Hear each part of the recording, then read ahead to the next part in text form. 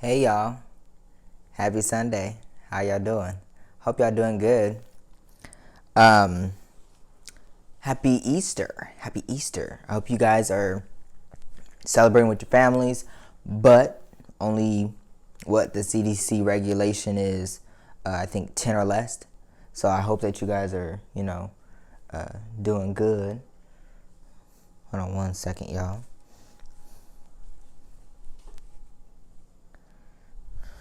Okay. Had to make sure everything was all right. Fix my light. Okay. Y'all know. It's just working out kinks sometimes. Sometimes I already have everything. As y'all know, sometimes I already have things together, and then other times I don't. So, forgive me. But again, happy Easter, This week, and cheers again. This week, we're going to be talking about the George Floyd trial. Very,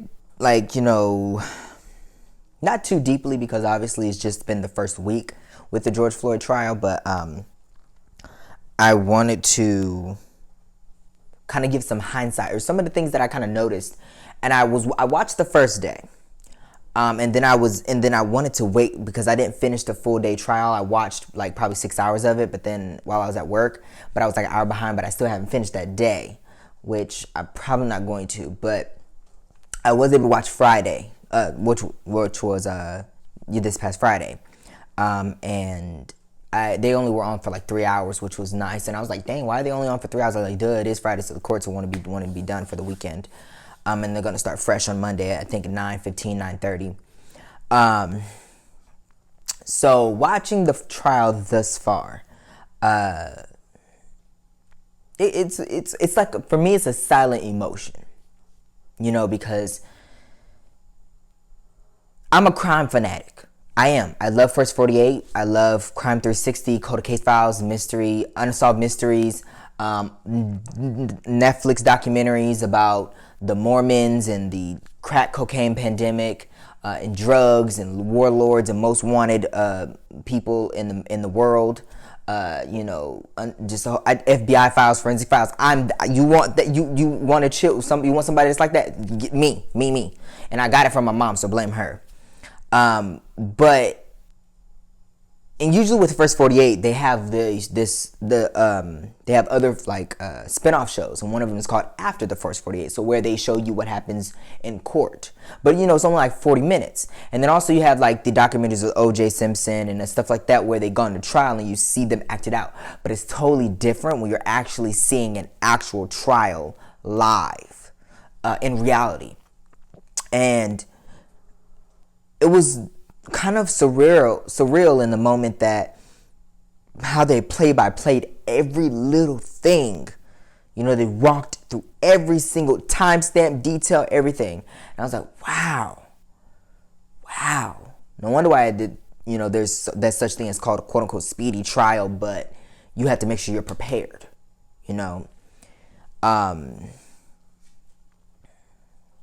But it felt weird because it felt weird in the sense that this was the first time me watching something where, because I didn't, to be honest with you guys, I didn't look. I saw the pictures, and I think I saw like maybe a few moments, like a few seconds of the clip where George Floyd was on the ground asking for. I didn't see the part where he called out for his mom, but I did just see people yelling at the cop because his knee was on George Floyd's neck. That's all I saw, but it was a silent emotion when I was watching the trial. And mind you, from the first day to the fifth day, they had gotten past I'm not sure, on Tuesday, Wednesday, or Thursday, they already viewed over the scene where George Floyd died and the ambulance came and picked him up and everything like that. That's what I'm guessing, because on Friday they were going over the aftermath of it. Like, the lieutenant and the other cops arriving on scene, and the BCA and all this stuff like that arriving on scene. So that's what I was guessing. But all the time while I was taking calls at work, but also watching the trial in between, and then also watching on Friday, all I heard was George Floyd wail to me.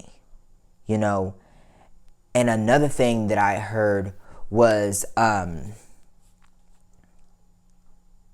this was like months ago, when people were talking about he was calling out for his mom. I was like, I heard it. I heard that wail of, and so that's one thing that I will say I heard, and it kind of took me. It kind of like, like how you get paused in your spirit. Yeah, it was like that for me. But yeah, so rest in peace, George Floyd. Rest in peace and justice for you. One thing I'm about to say, and I know black people are going to be pissed off at me, but step back from being black for a second, black people. And I know as a fellow black person, I've been preaching on this show about black people being black. Stand up, let's do us. One of the things that I will say is that when I looked at, I think his name is David, the one that killed George Floyd, the killer, the murderer. Let's be clear on this before I say what I have to say. I've obviously seen the photos of the scene. I've then seen his mugshot picture when he's in the orange jumpsuit. Seeing him in the courtroom.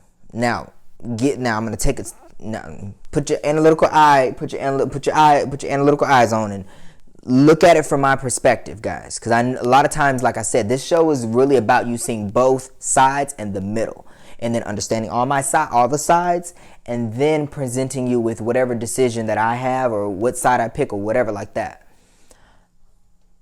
I felt bad for him. I think his name is David. I think his name is David Chauvin, something like that.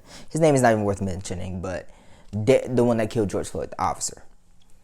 I felt bad for a second, and here's why. Because I hadn't seen his mugshot. I've seen his mugshot picture, obviously, and everyone has. But I at first didn't realize it was him. And then I was like, why do they have this camera steady focused on him? And then I noticed that it was him. And for a minute, when you see him in the picture, he has his shades up. He has the cop uniform on and his knee is on his neck. The cops are just standing around like nothing is going on, telling the people to back up and shut up. And he's wailing for 9 minutes and 29 seconds. And he's called out that he couldn't breathe 27 times. You see all that, you hear all that. But the aftermath, you start thinking about how sad it is. And usually, when people tell you there's going to be 2 sad days, their funeral and my court date, or my them sentencing me to jail, it truly was 2 sad days in this. Take a step back, guys. Coming from a black person, y'all know I'm not an Uncle Tom. Y'all know I'm not racist towards my own kind. Y'all know this. If you look at my show, you know Javier isn't. So don't claim I am. But I felt bad for a second. And I still do. Because I'm going to give you some reasons. One of the reasons is because this guy will never ever understand what it is about black people that makes us amazing. 2, what brought you into this? Because mind you, I watch documentaries, so I watch how people cultivate their childhoods and what brought them to lead them to who they are today. Everything that a person goes through culminates them to where they will end up in life and where they are at the exact moment in their life. So I'm like, what did you go through in your childhood where you never knew that black people were amazing? And then, like I told you guys, white people don't teach about us. They don't. And if they do, it's only on for those 28 days. But I felt bad for him because he looked pitiful, but he looked alone. I was wondering if he was married, and I looked that up, and then his wife actually divorced him this year. 2021, divorce was signed. It ended the marriage. I felt bad. I felt bad for him. He looked very alone and sad, And you guys may call that Javier, why are you standing up for a cop killer? Why are you standing up for a man that's clearly racist? Yes, he's a racist. He is. And y'all know he's a racist. I know this.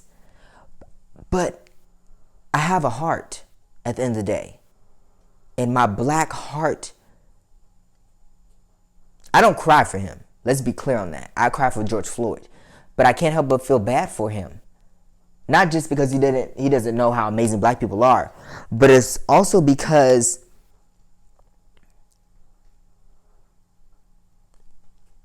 it's a life, 2 lives.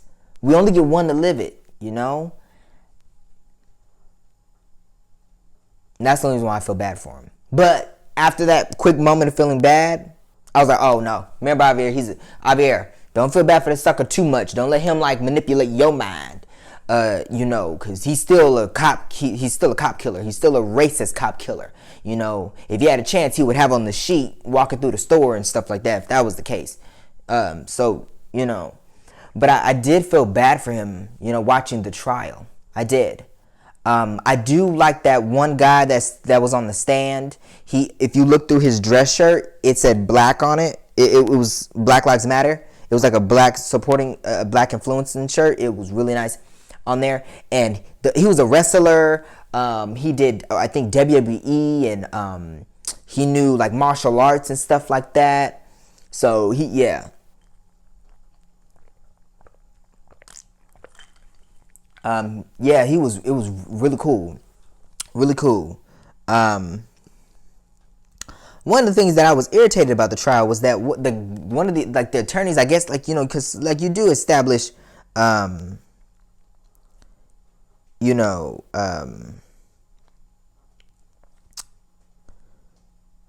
and also, while I'm looking for this, shout out to DMX, brother. We're praying for you. You know, this drug thing is out of control, man. For black people, it's out of control.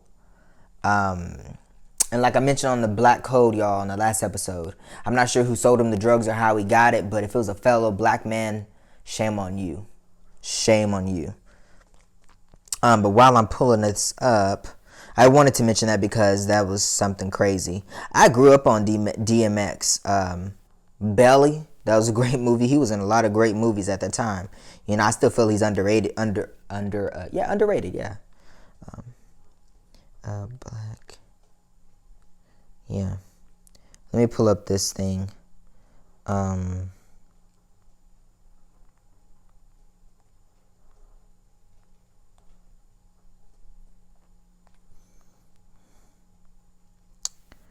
on, y'all.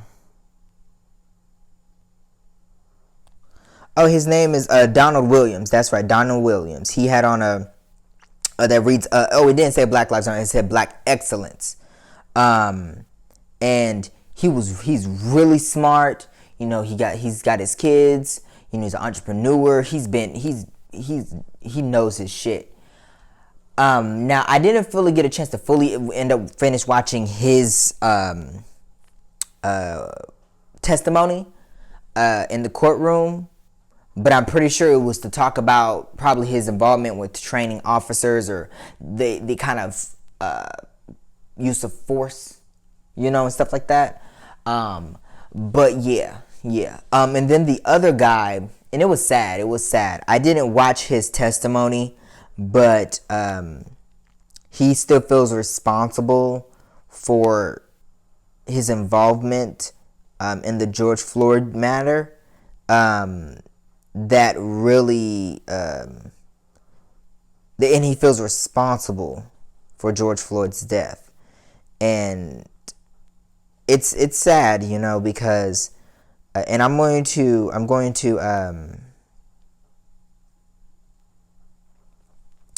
when I find the post, I want to read you guys what I wrote as far as that post goes. Matter of fact, I know where I found it. I found it on YouTube, guys. Hold on.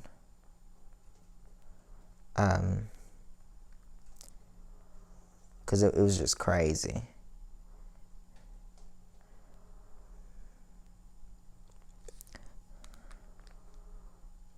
But you guys know the store clerk. So in the George Floyd matter, y'all know the store clerk was the one that told his manager about the counterfeit $20 bill, and then they called the cops and everything like that. He still feels responsible for what has happened in the George Floyd matter, where he feels guilty because, and his name is Christopher Martin. And I made a comment in regards to this on YouTube because he feels truly responsible for George Floyd's death, when in reality, he really isn't the cause for it. I'm going to read you guys what I said, and I'm just going to let it marinate with y'all. I said, this system is designed for you to feel like you've killed one of your own, Christopher. That's what that cop did. He deprived you of your ability to trust in policy and in law, where law would disregard us as blacks and the policy in return. George knows you were doing your job. There are many ways to handle this, but this was one of those options. In return, those officers were to uphold the law and not use it for their benefit at the cost of his life, over paper that billions of people may touch, in regards to the money. And I said that because these white people out here, and y'all say, oh, Javier, you hate white people. Why you hate them so much? I never said I have said I hate white people. I'm not going to put that past me. Let me not lie on this show. But I don't recall me saying it, but I mean, I have said it, but I don't feel like I said it on the show. But if I have, you can call me on it. But I wouldn't be surprised if I have said it and it's on the show. But I truly don't hate white people. I really don't. Sorry, y'all. I don't know what the hell that is. Something's flying around here. Shit. But I really don't hate white people, y'all. I really don't. The reason why I speak so vigorously and bold when it comes to white people in regards to black people, is because when they talk about they say black people as a whole. They don't say, hey, that guy that just happens to be black. They don't specifically just isolate him. They collectively, when one does something bad, they just assume it's all doing bad. Hence, racial profiling. Hence, look at what cops do to blacks, rich or poor. They see you in a nice car, they think you stole it. They see you walking down the street, you must be a thug, going to sell some drugs. I can't drive, no walk. Well, hell, what am I supposed to do? Fly? Oh, but then we Grand Theft Auto of the air. We're gonna be stealing air now, you know? But white people, and if you guys watch the episode called The Four Walls, and I spoke about this. You see how, and one thing I want you guys to understand is all of my episodes are going to end up connecting, interchanging one way or another. So follow you. It's kind of like a TV show. You have to watch from the beginning to get to where I am right now. Because sooner or later, all of these episodes are going to coincide with each other. And if you miss one, you miss the whole damn thing. Because you can't go based off of what I'm saying now if you have not also heard what I've said before. Because the analytical eye show is going to give you the eye. I'm telling you. And this is a figment. This is metaphorically speaking, y'all. Don't actually, in a way, don't truly take that. Oh, he's got analytical, like his eyes look like this. No. Look, if you study our eyes, there's certain things we see. There's certain things we don't see. Our hindsight. Some people have 20/20 vision. Some people don't. Okay, what do you see up close? What did you see far? What you thought you saw? What you didn't see? And what you see transmits into your brain of ideals. And ideas, daydreaming and dreaming and reality and fiction and nonfiction, all of those things. So you have to pay attention. But white people for centuries have made us feel that we can't be more than we are. When we look to the law for something and it turns against our race, they make it feel like, oh, it's our fault. And in this case, he feels guilty in the sense that, well, he should have never called the cops. But I'm here to let you know, man, you did what you thought was right. You did. They abused your power and your willingness to trust in the law to handle matters accordingly against you, to then make you feel like, you know what? One, we still can't trust cops. Two, I'm just going to let him walk out. I'm going to allow him. I'm not going to accept a $20 bill, or I'm just going to not say anything at all. Like, you did what you had to do. And quite frankly, honestly, bro, I would tell you to do it again. No matter if he's white, black, Mexican, Haitian, Chinese, Japanese, whatever it is, you did what you thought was right. And it's not just a thought, like whether or not it was right or wrong for you to call the police. It was the right thing to do. Whether it's a $20 bill or a $1 bill, it's still a crime to fake money, because that's a federal crime. Because it's not something, but I'm not saying that George Floyd deserved to die over it. I'm just saying, I'm speaking in reference to the gentleman Christopher.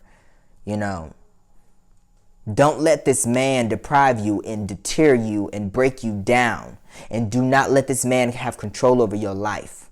Forgive him for killing a fellow brother, but let it go and move on. Life is going to still move forward. The earth is still going to turn. It's going to rise and fall. The sun is still going to shine. The moon will still appear. People will still die. People will still be born. Things are going to the ecosystem is still going to revamp and go through its cycle, whether you stay complacent or not. And you cannot. You have to keep going. Not just for yourself, but for your family, for your ancestors, and for George Floyd. This is what those cops want you to do. To see that in the four walls of your community, you cannot go outside of these four walls community. In your mind, in your heart, in your blood, in your soul. You cannot. Don't let them do that to you, man. Shed the tears. Fall on the ground. Cry. Wail. Call out for the heavens, to the earth, to the oceans, and beyond. But when you're done, it's done. And get up. And show them what black men, black people are about. Don't let them do this to you. Don't let them take anything away from you. Yes, you didn't see this coming, but guess what? It's here now. Let's accept it and move forward. The best thing we can do is hope that these jurors, which I don't understand how, I think they said that 6 of them are white and then only 4 of them are black or something like that, or minority. I'm just like, huh? And then I was like, okay. But yes. Another thing I wanted to mention. Oh, excuse me. Nope, I don't have the coronavirus. Allergies. It's April. So my allergies are softening up and stuff like that. I don't even really have allergies because I really don't get like stuffed up or cold or anything like that. But usually around this time of year, I do get the sneezings and stuff like that. But usually because particles in the air, and I usually actually don't really ever sneeze. It's usually when I'm cooking, and then I will get the like the black pepper and stuff. It'll if some may get in your nose, not some get in your nose, but you know what I'm saying. Like you sniff the spices long enough, you're gonna go achoo, or just like with onions, you're gonna cry. But yeah, one of the things that I also wanted to say is when it comes to black people protesting, and I'm gonna go back into George Floyd trial here in a minute, but I just wanted to say this: when it comes to black people protesting, we say no justice, no peace. White people say, oh, well, when they say no justice, no peace, that means we're not going to be in peace at all. No. We're really saying no black justice, no white peace. That's what that means. White people get to have all the peace and the justice, but black people can't. Well, then guess what? We're going to disrupt your peace. Since you don't want to give us our peace and justice, then we're going to disrupt yours until we get what we want. Just wanted to say that. That was something I jotted down. And then I said this on the last episode, in the episode I believe before last, where it was the full picture of black life. If you see if you guys go and look on YouTube and type it in, it's titled "The Full Picture of Black Life Commercial" by P&G. It's a P&G commercial. Well, if you guys don't know what that is, it's Procter & Gamble. They make Tide, Dawn, Glade. Glade. Yeah, Glade. They make Dove, I believe it is. They make all of these like household brand cleaning agents and stuff like that. They also make, I think they make Clorox, bleach, and stuff like that. They're in that realm. So that's what I'm talking about. I pay attention to brands, y'all, as far as who I'm buying or what may have you. And obviously they're playing to black people. This trailer shows where this mom is standing outside, pregnant with 2 kids on her hip, and then they have a father walking their kid to school, and then they're like, this is all they see. They don't see that, and then they show the end where the dad is coming up in the minivan to come get her and the kids. They don't show that part. All they show us is, oh, of course, stereotypical pregnant woman with 2 on her hip. Where the baby daddy at? You get what I'm saying, guys? They're always stereotyping us like, oh, wow, you actually have a family as a black family. Oh, wow, that's nice. You know what I'm saying? Watch that, because that's the only thing they saw with George Floyd. They saw, oh, he's a big black man. He must have some past going on. You know what I'm saying? And that's all they see. They see a man that counterfeited $20 bills, and so he deserved to die for that. In reality, he didn't. If it was a white man that did that, and we had our knee on his neck, baby, it would be capital murder if they was able to do that. I know in Texas they have it, but obviously not a lot of places do. Not a lot of states do, but yeah. And then I also said,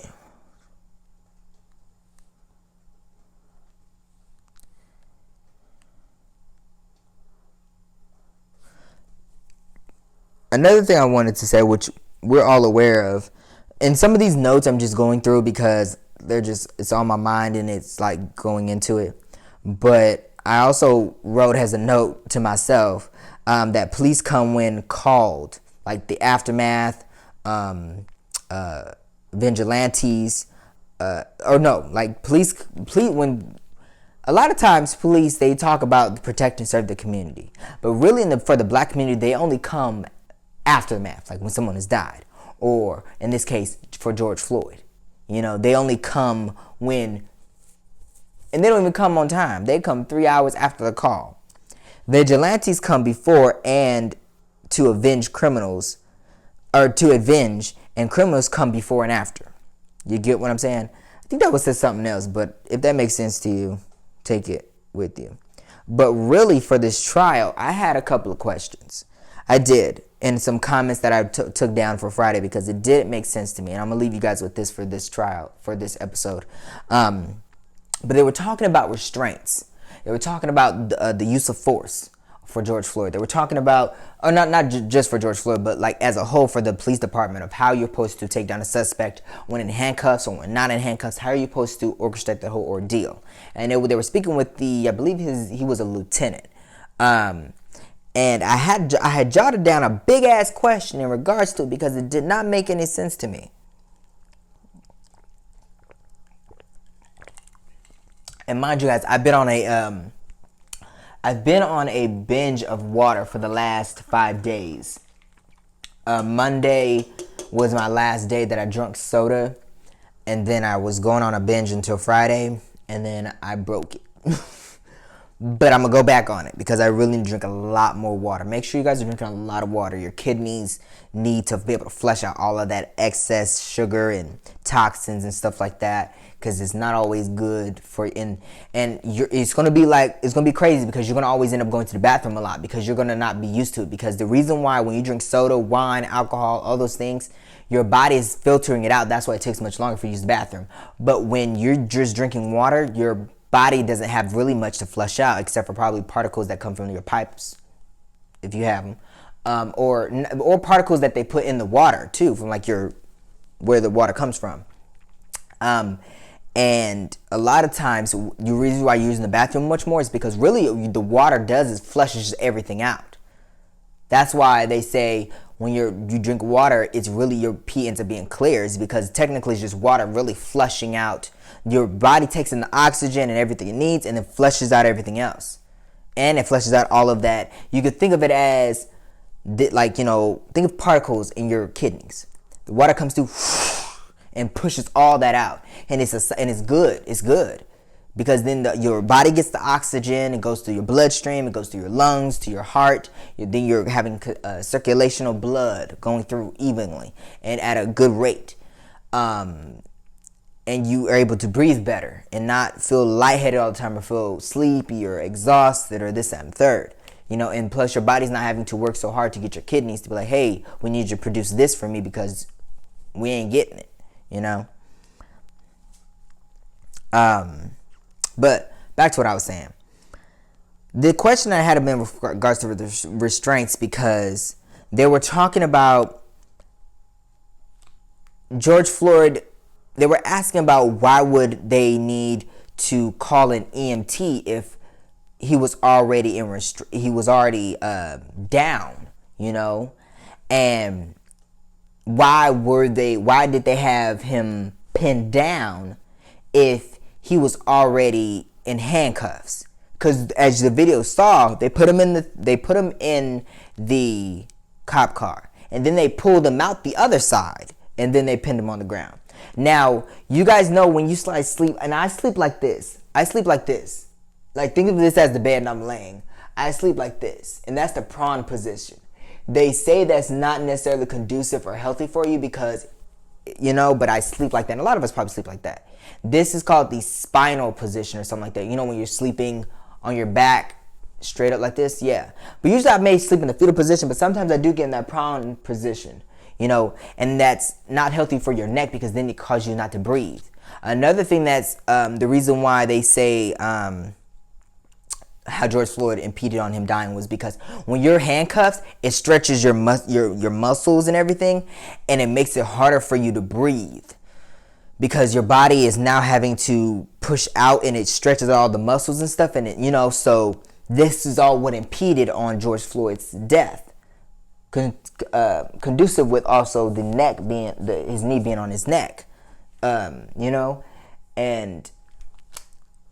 the question I had in regards to because the attorney made comments as far as George Floyd is pinned on the ground.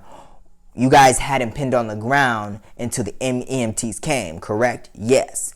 So during this time, he would be in restraints while waiting for the EMTs.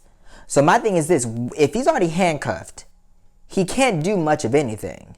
You guys, there's like 6 of y'all there as officers, and you got him pinned down on the ground.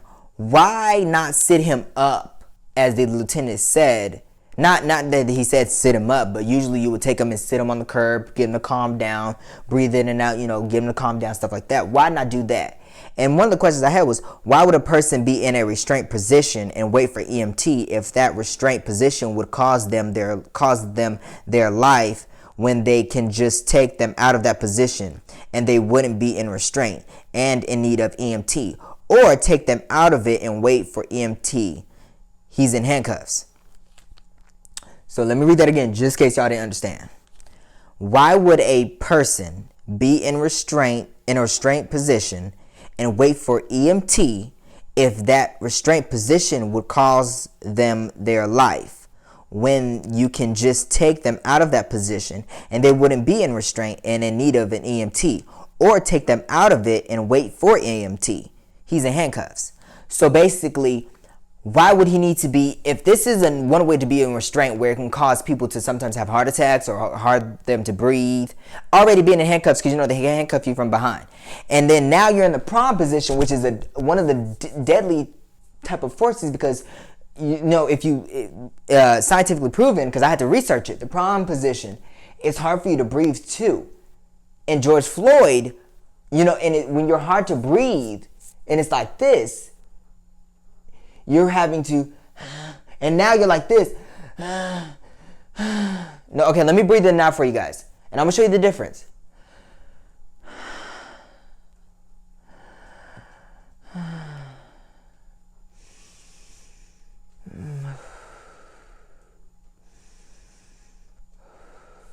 Okay, now let me relax.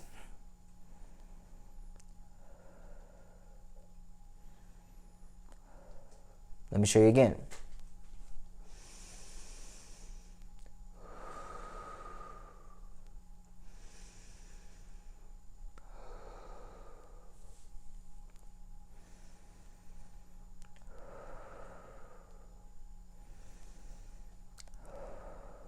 You guys notice the difference?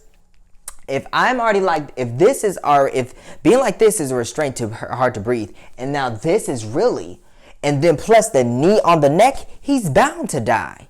He had no chance. So my question is if you guys, the cops, because the cops already called EMTs, why continue to keep him in that restraint while waiting for the EMTs? That lets me know you guys planned on killing him. You know what I'm saying? Or you could still call the EMTs, but sit him up on the side of the road. Or at least take your whole body weight and foot off his knee off his neck, and just keep him on the ground in the restraints and call the EMTs. You know what I'm saying? Why? And there was no clear answer in regards to that. You know? And then one of the things that I noticed that I from the trial that I saw was I would have, as the prosecutor, I would have established the use of force when the lieutenant started in the 80s, like the 70s, 80s, to how use of force is applied now in the training of cops. That's one thing I would have established, because that would have shown the nitty gritty and differences of the two. Because the use of force for back then, because remember, if you guys watched that crack pandemic documentary, like I told you guys, these cops were regular patrol officers, but then they transitioned into milligrade performing officers, and they are now. You know, look how they have all these body armored cars now and stuff like that, like it's Fort Knox over here. You know, another thing I noticed is we didn't need to hear about the officers like backstories and stuff like that, and I guess that was used for credibility, but it was like they were kind of showing favoritism into the cops and stuff like that. I'm just like, dude, we don't need to know his life story. We need to be talking about George Floyd. Let's get to the nitty gritty of what happened to George Floyd. We need to be talking about their backstory and tell me about your first day on the job and stuff like that. What we need to know that for? That's just a waste of time. You know what I'm saying? And then it gets them to be more empathetic with cops and sympathetic with cops against George Floyd. You know what I'm saying? And then the last thing I wish they had said is no matter how crazy a person is acting, don't put your knee on their neck. No matter how crazy a person can be acting, they can be trying to kick you or do a Jackie Chan move. Do not be putting your knee on their neck. I will say I do have seen them put their knee on their back, or like not their knee, but their body weight on their back while they try to cuff them. But even then, you shouldn't do that, because if, like they said, if you're already in this restraint and some of them are kind of like this, some of them may be like already face down on the ground, but some of them are like this when they're getting handcuffed, you know. And why put their knee in why put your knee on their neck? I don't get that, you know. I fully didn't grasp that. You know what I'm saying? That was the things I was able to take away from this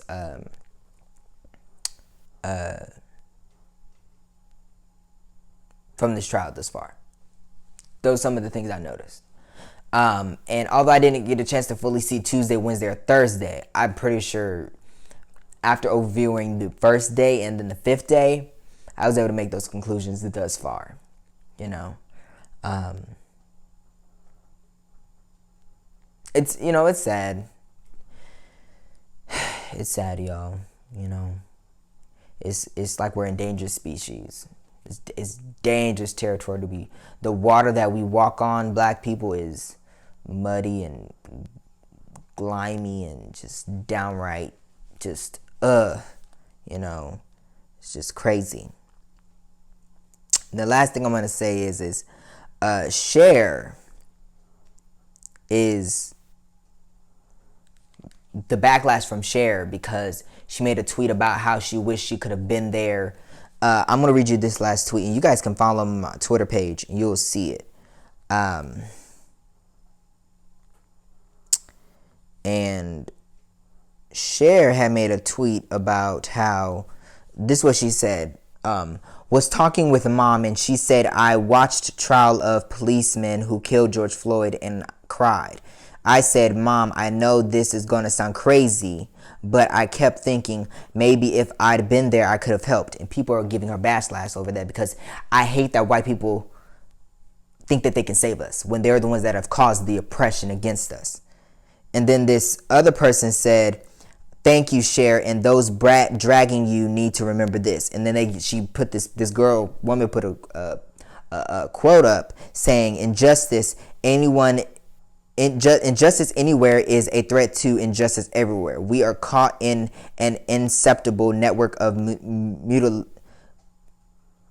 mutuality, tied in single garment of let me read it again. Injustice anywhere is a threat to justice everywhere. We are caught in an inseparable network of mutuality.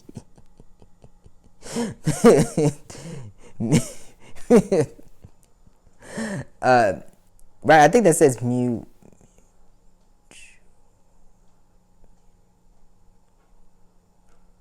mutuality, tied in a single garment of destiny. Look, y'all, it's kind of late. Sorry. Okay. Injustice anywhere is a threat to justice everywhere. We are caught in an inception network of mutuality, tied in a single garment of destiny. Whatever affects one directly affects all indirectly. And then people are getting onto her about it, and I'm like, girl, are you kidding me? Are you kidding me? No, this is not right. You're like, this is not, none of this affects us.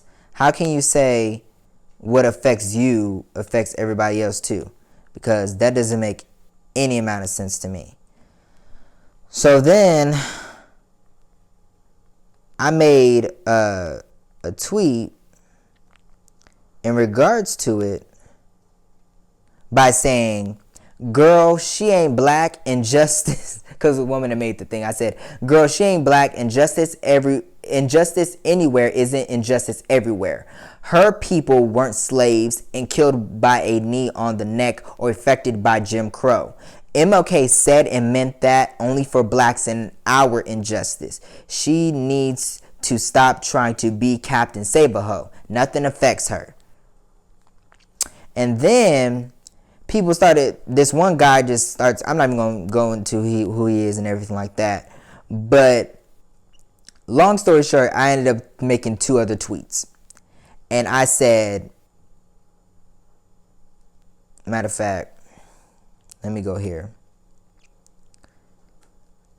And then he put brothers and sisters, of course, or fools. This is my favorite one. We must learn to live together as brothers or perish together as fools.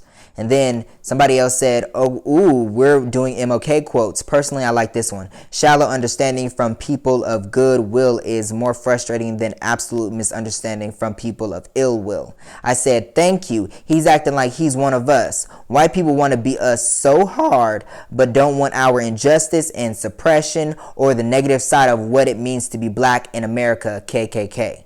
You know, change the America, the K part to KKK. And then I said, obviously I had to self-promote and say, watch the iAnalytical. It talks about stuff like this on YouTube, you know. And then this one guy like tried to comment on my looks of how I look as a black man and said, somebody wants to be like you, Javier. Looks like somebody dropped something, and then has like a mirror. And then I put this photo of Black Panthers up. And then he says, not a single one was you. We gonna get you that mirror out again if you still confused who you acting. And then this one person said, God damn, you just get worse and worse. I bet you don't see color and think that it isn't a woefully naive and dismissive take. And then he replied back saying, I see members of the same species, K. And then they replied back saying, I dismiss the lived experiences of groups I am not part of because I am unaffected by these issues and am ironically blinded by my perception of myself as being without bias. And then he responded back saying, Alice K, we're all part of the same group, humans. Don't know where the fuck that shit came in because that shit didn't make any sense. But then I responded back saying, I'm talking about this. While you're so concerned about looks, Fox News. Focus on what matters. While we're on it, my looks are black and beautiful, and I'm proud of it. It comes from my ancestors, culture, and woven into the fabrics of my skin. Don't be so insecure. And then I posted this picture of George, like, all of the killings against blacks and then whites and how the arrests and everything like that. And then he said, unless I'm mistaken, your ancestors were human. Funny how that works. Deal with it. This is how you know he's racist. And then I said, then he said something about it's a white person, a little girl crying, to be Pacific. Don't act like her, Javier. And then he said, ain't nobody finna be like you. MLK said, let's be brothers, not fools. That's what I'm telling you. Yes, MLK said that, for blacks only. So sit back and relax, cause you ain't that. The only fool we all see here is you. Have a good Sabbath day. Black power. And then he said, MLK is for black people only. Yep, he is. He is. I didn't respond back at that point yet, but if y'all want to see that tweet, go to my Twitter page and then follow it, and y'all see what I'm talking about. Oh yeah, because these white people get up here and they think that they just talk all the shit they want. But anywho, I hope y'all have a good Sunday. God bless you guys all. Again, happy Easter. DMX, I hope you recover soon. Taraji B. Henson, oh my God, her dog died. Rest in peace.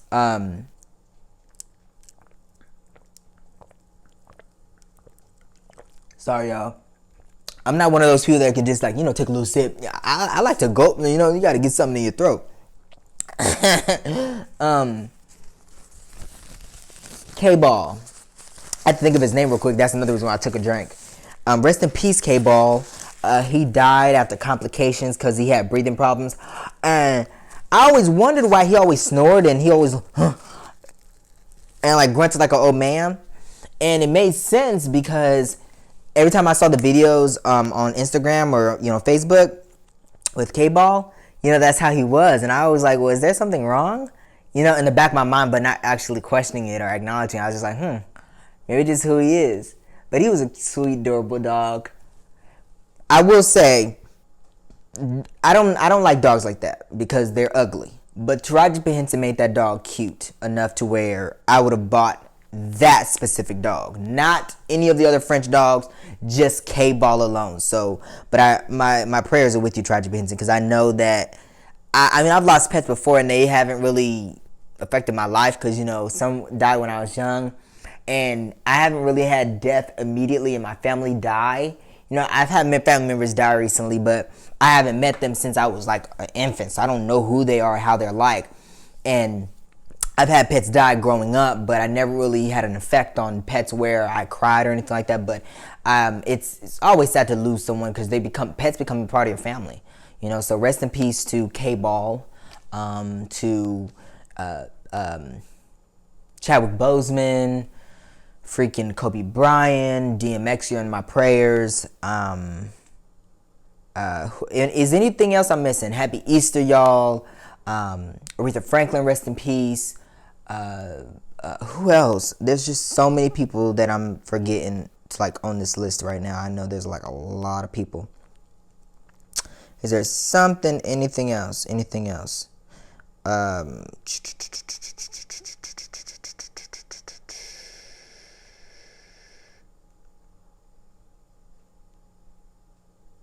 I believe that's it for right now, y'all. Yeah, I think that is it. And I usually go to my Black News channel because that's where I kind of get some of the news stuff that I'm probably forgetting.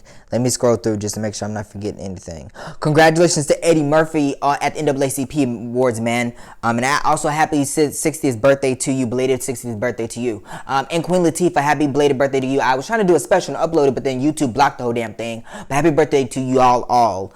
Congratulations to you, Eddie Murphy, again on everything that being in the business for over 30 years. Wow, amazing. And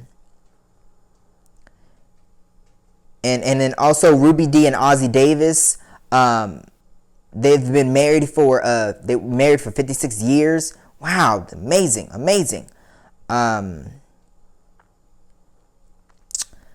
Who else? Who else? Who else? Anything else? Anything else? Anything else? Anything else? And I believe that is all. Yes, yes, yes, yes, yes. And congratulations to Viola Davis. Yes, Viola Davis. That's another person. Another person.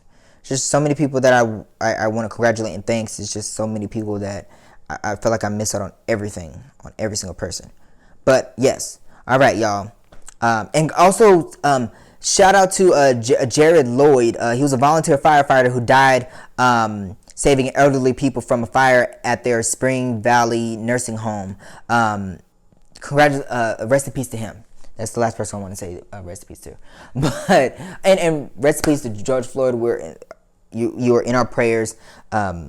Sandra Bland, Breonna Taylor, just everyone, black people. You're in my prayers. But I hope you guys have a great Sunday. Cheers to you all. Celebrate God. Celebrate Jesus.